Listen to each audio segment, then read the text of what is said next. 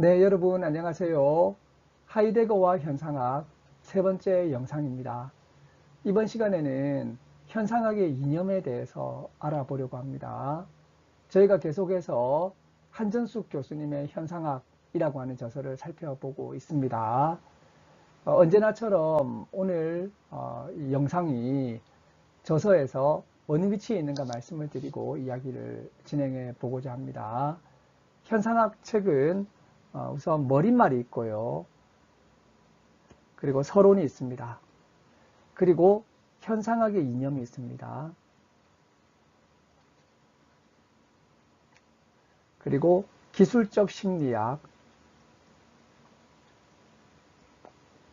그리고 선험적 현상학, 생활세계적 현상학,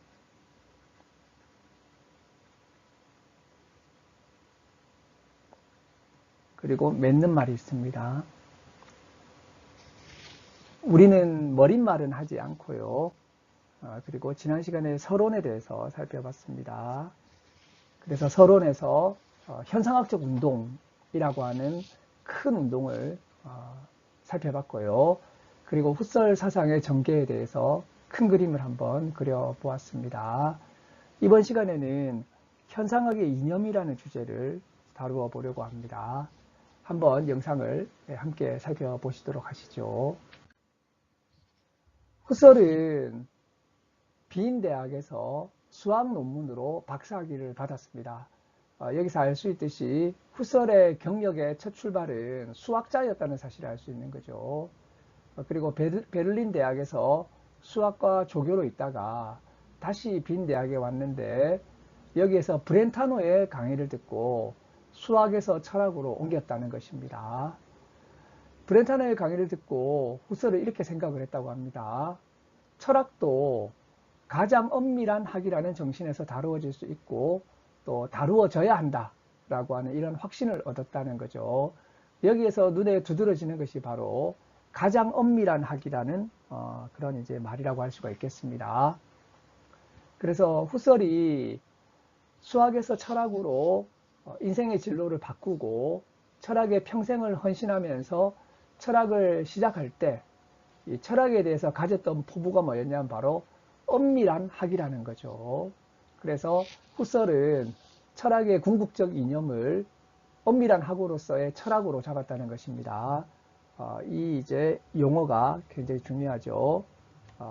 후설이 생각하는 철학의 이념, 그리고 후설 현상학의 이념은 바로 뭐냐?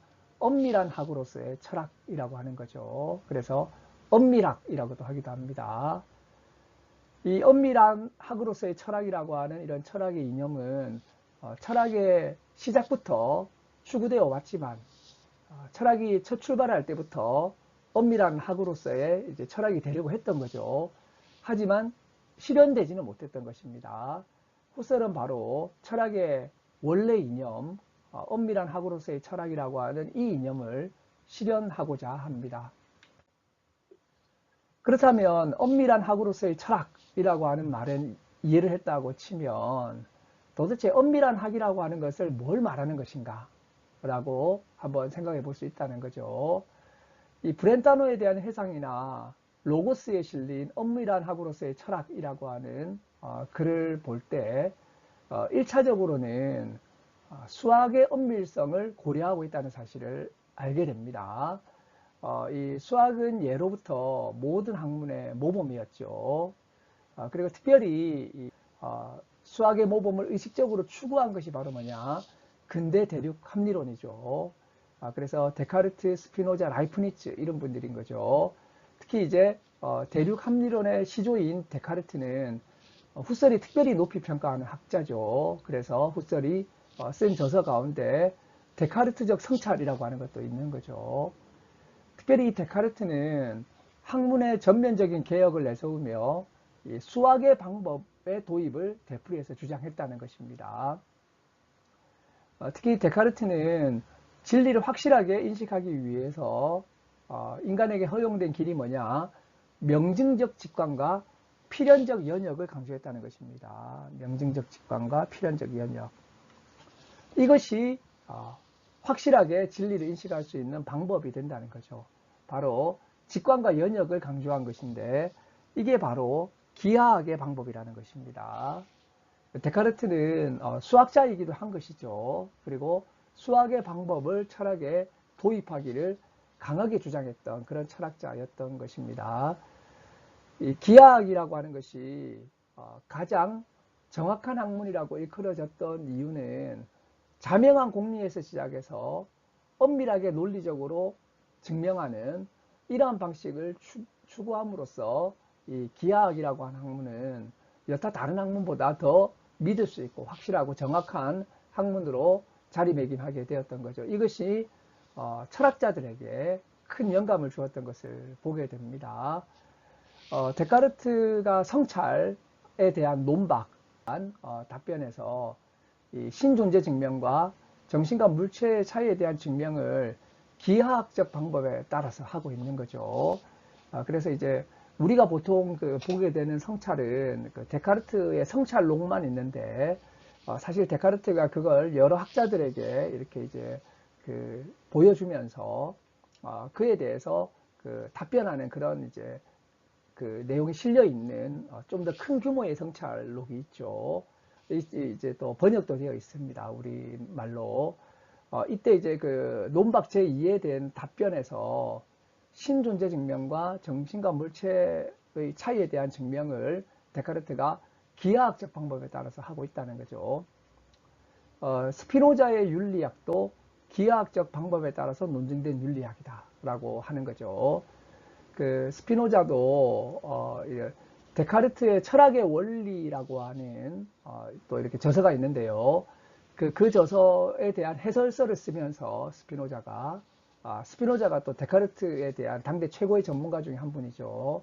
그 저서를 쓰면서 기하학의 방법에 따라서 했고 그래서 이제 윤리학도 기하학적 방법에 따라서 논증된 윤리학으로 이렇게 제시했던 것을 볼 수가 있습니다. 이렇게 이제 근대 철학이 수학을 모범으로 삼아 가지고 특히 이제 기하학의 방법을 따라서 직관과 연역이라고 하는 이러한 방식을 따르고자 한다는 거죠. 그래서 수학의 모범을 따른 철학, 이렇게 이제 특히 이제 기하학의 모범을 따른 철학의 이런 방향을 취했는데요. 이렇게 볼 때 후설의 현상학에서의 이 엄밀함이라고 하는 것은 연역적 추리의 엄밀한 정확함, 연역적 추리를 아주 엄밀하고 정확하게 하는 정밀함, 이그작트하이트라고 하는 이런 정밀함을 말하는 것처럼 보인다는 것입니다. 하지만 엄밀함이라고 하는 것은 정밀함하고 다르다는 거죠. 후설이 이야기하는 엄밀함이라고 하는 것은 논리적 추리를 할 때 아주 정밀하게 추리를 하는 것을 뜻하는 것은 아니라는 것입니다. 그래서 후설이 철학의 이념으로 엄밀함학으로서의 철학, 엄밀학, 스트렝의 비션샤프트라고 하는 이런 이제 엄밀한 학이라고 하는 것은 도대체 무엇일까 이해할 필요가 있다라고 하는 거죠. 소극적인 면에서 이 엄밀한 학의 특성을 이야기하게 되면 철학이 기존의 어떤 학문이나 진리를 전제하지 않는다는 것입니다. 이걸 뭐라고 부르냐면 무전제의 원리라고 부를 수 있겠죠. 그래서 기존의 어떠한 학문이나 진리도 전제하지 않는 철저한 무전제성, 무편견성을 강조한다는 것입니다. 그래서 유명한 문구가 있는 거죠. 미리 주어진 어떠한 것도 받아들이지 않고 전해져 내려오는 어떤 것도 출발점으로 삼지 않으며 아무리 위대한 대가라도 그 명성에 의해 현혹되지 않고 이렇게 해서 미리 주어진 것을 받아들이는 것도 아니고 전해져 내려오는 것을 출발점으로 삼지도 않고 그리고 아무리 유명한 대가나 위대한 철학자라고 해도 그 명성에 현혹되지 않는 이런 이제 소극적인 면이 바로 이런 엄밀한 학의 이제 특징이라는 거죠. 자, 그러면 적극적인 면에서 이 엄밀한 학이라고 하는 것은 무엇인가? 그것은 바로 뭐냐? 제1명제, 제1원리를 추구한다고 하는 것입니다. 그래서 철학의 참된 출발점으로서 마치 이제 기하학에서 공리처럼 이 공리라고 하는 것은 다른 명제로부터 논증되지 않고 그 자체로 명백한 명제를 공리라고 하죠. 그래서 이 제1명제, 제1원리, 공리를 증명하진 않지 않습니까? 제1명제, 제1원리인데요. 그런데 이런 이제 제1명제, 제1원리를 그 자체로 명백한 것을 찾아야 되는데, 철학이 바로 이러한 참된 출발점을 확보해야 된다는 것입니다. 그래서 추리를 아주 정확하게 하는 것도 필요한 일이죠. 학문이라고 하는 건 원래 이렇게 정확하고 엄밀하게 해야 되는 것입니다. 그러나 추리의 출발점, 제1명제, 제1원리 이것이 확보되어 있어야 된다는 것입니다. 그래서 존재와 인식의 근원이자 절대적인 기반을 마련해야 된다는 거죠. 그래서 이제 후설이 생각하는 엄밀한 학이라고 하는 것은 그런 철학은 궁극적으로 정초된 근원으로부터의 철학이라고 하는 것입니다.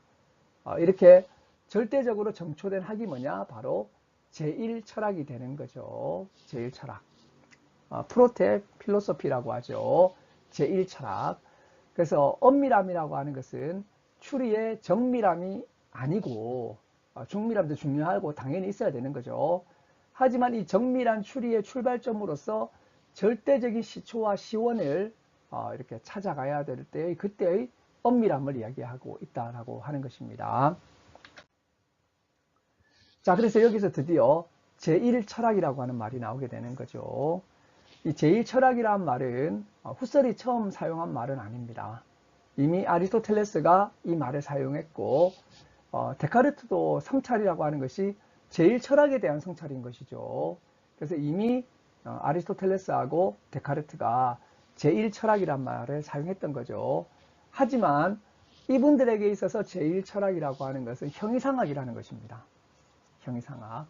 하지만 후설에게서 제1철학은 형이상학이 아닌 것이죠. 원래 이제 후설의 연구 자체가 인식론적인 그런 면모를 가지고 있다는 것입니다. 그래서 이제 이 제1철학은 형이상학이 아니다. 이 제1철학이 말하는 추구하는 절대적인 시초가 형이상학적인 존재가 아니라는 것입니다. 그래서 기존의 철학에서 볼 수 있었던 고대 철학, 중세 철학, 근대 철학에서 볼 수 있었던 이 절대적인 시초는 형이상학적 그 존재였는데 후설이 말하는 그러한 제1 시초는 바로 이렇게 형이상학적 존재가 아니라고 하는 것이죠. 그럼 이것은 뭐냐? 아르키메데스의 점이라고 불리는 이 절대적인 시초는 이것을 뭐라고 부르냐면 바로 후설은 명증이라고 부릅니다. 에비덴츠라고 하죠. 명증. 그래서 이 절대적인 시초는 의심할 수 없이 절대적으로 확실한 것이어야 된다는 거죠. 그래서 여기에서 후설의 명증론을 만나게 되는데요. 후설의 진리론, 후설의 명증론 굉장히 중요하죠. 이 명증에는 충정적 명증도 있고요. 뒤에 가면 나오겠지만 필증적 명증도 있습니다. 이 이제 명증, 이 명증이라고 하는 것은 명확함이 아니라 명석함이라고 이야기를 하고 있다는 거죠. 도이틀리히카이트가 아니라 클라하이트라고 하는 거죠.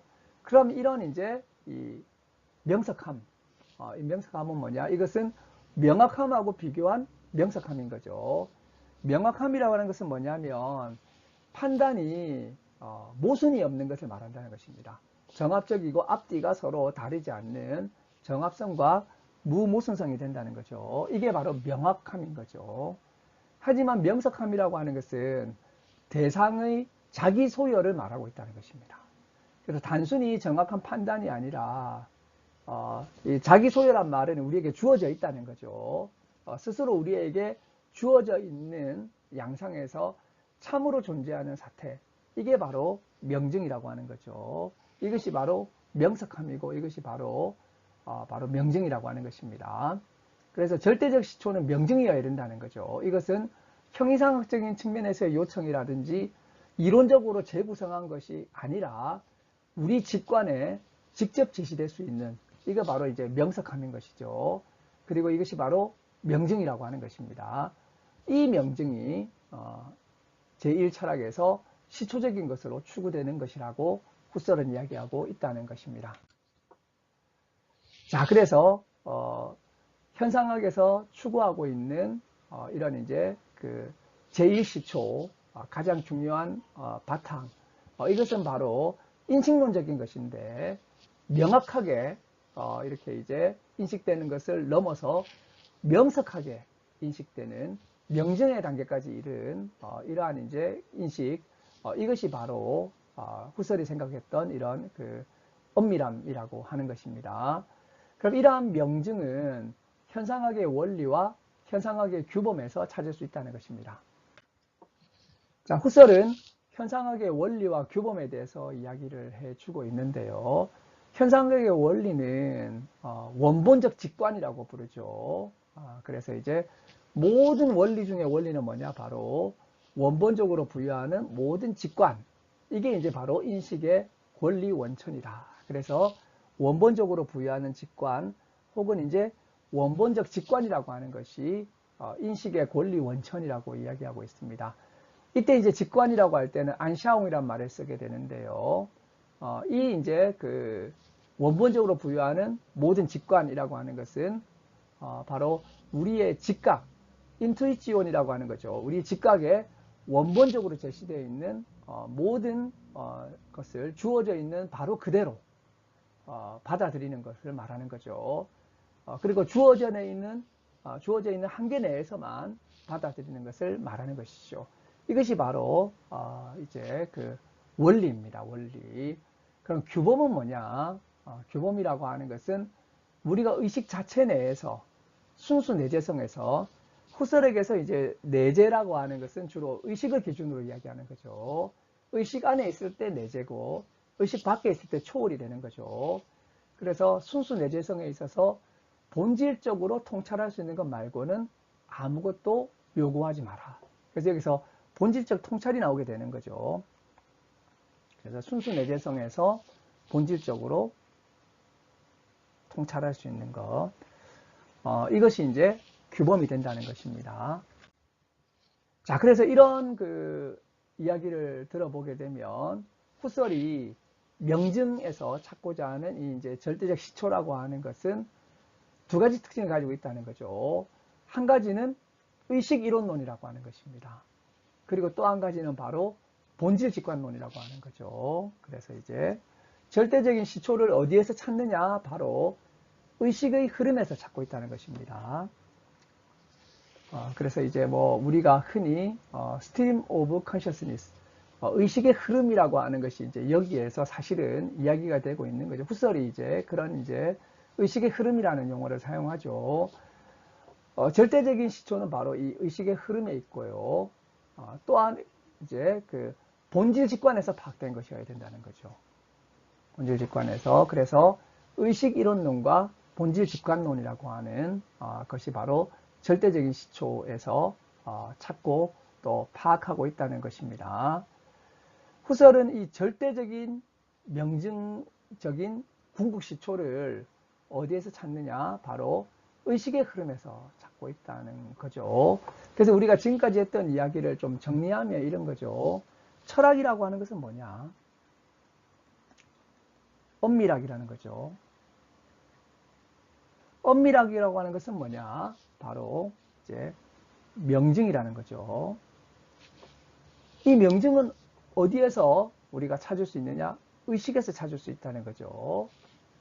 이 의식에 나타난 것 가운데, 이 의식의 흐름 가운데 이것을 이제 본질 직관하게 될 때, 이것이 바로 이제 철학의 절대적인 시초가 된다라고 이야기를 했다는 것입니다. 자, 이때 이제 의식이라고 하는 것은 가장 직접적인 직관적 경험을 말하고 있다는 거죠. 그래서 이것을 나중에는 뭐라고 하냐면 순수의식이라고 한다는 것입니다. 순수의식. 그래서 이 순수의식이 갈수록 더 중요해지는 거죠.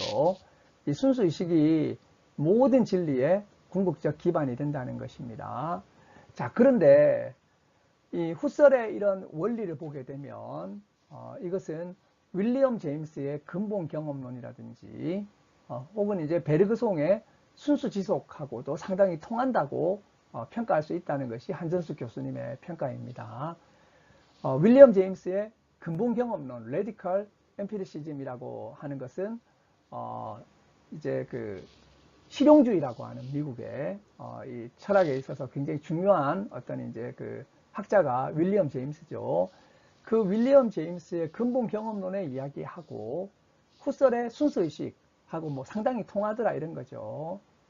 그래서 이제 윌리엄 제임스는 레디칼하기 위해서는 경험론이 직접 경험되지 않는 어떤 요소도 허용해서는 안 되고 직접으로 경험된 어떤 요소도 빼서는 안 된다는 것입니다. 새가 여기에서 여기로 날아갔다라고 할 때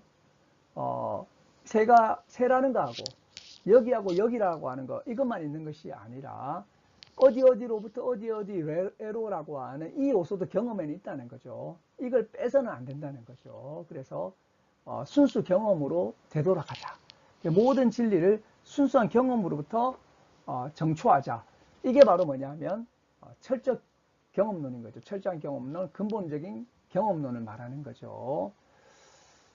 이러한 이제 그 근본적인 경험론 혹은 이제 철저 경험론으로 이야기되는 이러한 경험론이 이제 이 후설하고도 상당히 좀 비슷하다는 것입니다. 왜냐하면 윌리엄 제임스는 경험의 이론론, 의식의 이론론을 굉장히 강조하면 사실 이제 이 경험밖에 더 말할 것이 없다는 거죠. 사실은 이런 이제 그 경험과 의식을 강조하는 것은 후설이 절대적인 시초를 의식의 흐름에서 찾고 있는 거하고 잘 통한다고 하는 것입니다. 그래서 이제 이런 이야기를 하고 있고 또 후설이 말하는 순수 경험, 순수 의식 이런 것들은 베르그송이 박사학위 논문에서 이야기했던 의식에 직접적으로 주어진 것들에 관한 실론이라고 하는 이제 것들 여기에서도 이렇게 이제 베르그송이 의식에 직접적으로 주어진 것을 실제라고 하고 그것을 순수 지속이라고 하는데요. 그러니까 이제 그 이야기를 들어보면 다 또 통하는 거죠. 바로 후설의 순수 의식, 윌리엄 제임스의 순수 경험, 베르그송의 순수 지속,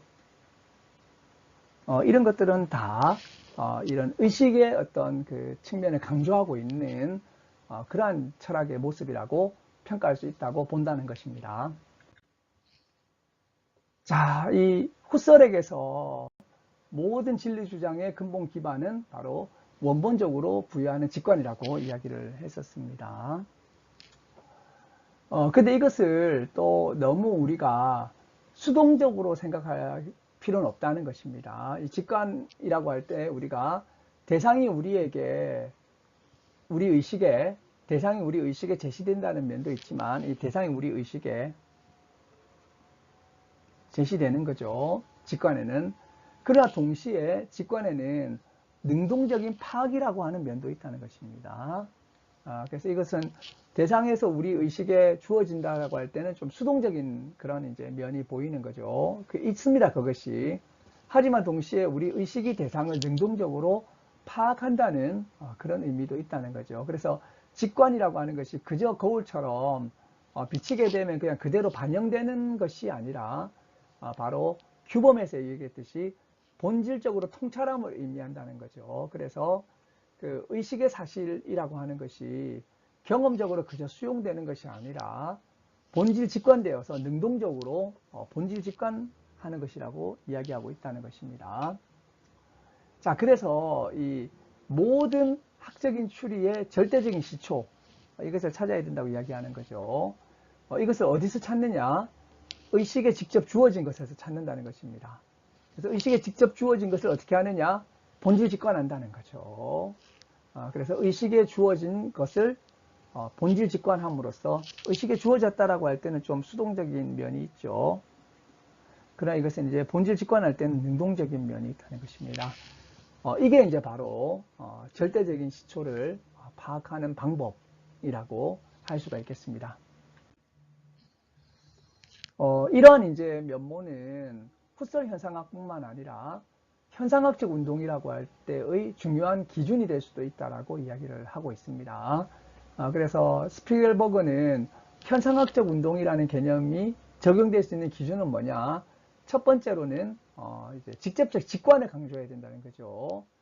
모든 지식의 원천, 최후의 검토는 직접적 직관을 통해서 이루어져야 된다라고 하는 것이고요.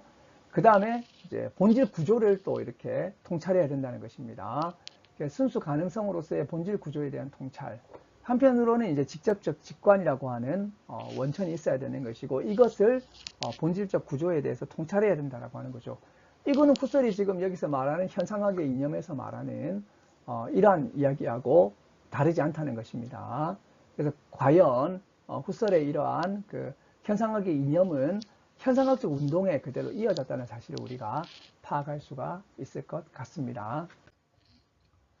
자, 그래서 그 정리를 하자면 제1철학으로서 현상학이 추구하는 절대적인 시초는 뭐냐?